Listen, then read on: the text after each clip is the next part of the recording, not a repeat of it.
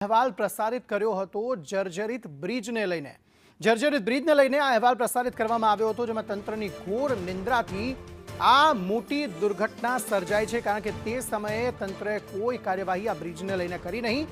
Bridge જર્જરિત છતાં વાહન વ્યવહાર અહીંયા ચાલુ રખાયો હતો.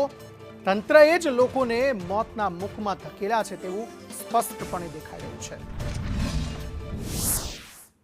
આ સ્થિતિ છે એ સમયે જ્યારે અહેવાલ પ્રસારિત કરવામાં આવ્યો હતો ત્યારે પણ ખખડધજ હાલત હતી. ખાડા પડી ગયા હતા અને કમર ભાંગી જાય તેવા ખાડા રસ્તા પર પડેલા જોવા મળી રહ્યા છે. અને તે સમયે જો યોગ્ય સમારકામ કરવામાં આવ્યું હોત, સ્ટ્રક્ચર જે છે તેને મજબૂત કરવામાં આવ્યું હોત તો કદાચ આ ઘટના ન સર્જાઈ હોત. પરંતુ તંત્ર કોઈ બોધપાઠ ભૂતકાળની જે પણ ઘટનાઓ છે તેના પરથી લેતું નથી અને તેના કારણે વારંવાર આ અકસ્માતો સર્જાય છે.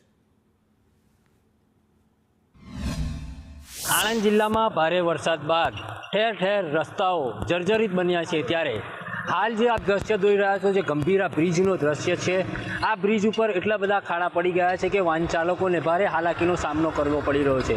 મોટા મોટા ખાડા હોય ટુ વ્હીલર ચાલકોને તો અહીંયાથી પસાર થવું એટલે જીવનું જોખમ તેમ લાગી રહ્યું છે. આપણી સાથે અહીંયા કેટલાક વાહન ચાલકો જોડાયા છે, આપણે તેઓને જ પૂછીશું કે શું સમસ્યા સર્જાઈ રહી છે.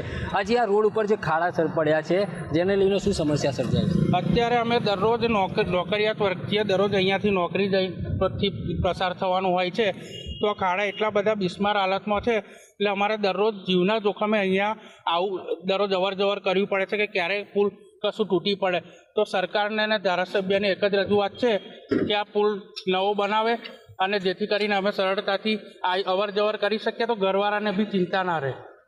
જે સરકાર પાસે અપેક્ષા કરી રહ્યા છે કે આ જર્જરિત જે બ્રિજ છે તેને બનાવવામાં આવે. આપણી સાથે અન્ય એક વાહન ચાલક પર છે, આપણે તેઓને પૂછીશું કે શું સમસ્યા સર્જાય છે અને શું તેઓ કહેવા માંગે છે. આ જે રોડ પરથી તમે પસાર થાવ છો, શું સમસ્યા સર્જાય છે, શું કહે? બહુ ખાડા છે, જવા આવવા માટે બહુ તકલીફ થાય છે. જો ટ્રક ચાલે તો બ્રિજ પૂરું હાલે છે. ખાડા જોયો ને તમારા સામે છે બધા વ્હીકલ. એક ગાડીવાળા જો 10 મિનિટનો રસ્તો હોય ને તો અડધો કલાક લગાવીને ધીરે ધીરે આરામથી નીકળાય. શું માંગ છે તમે?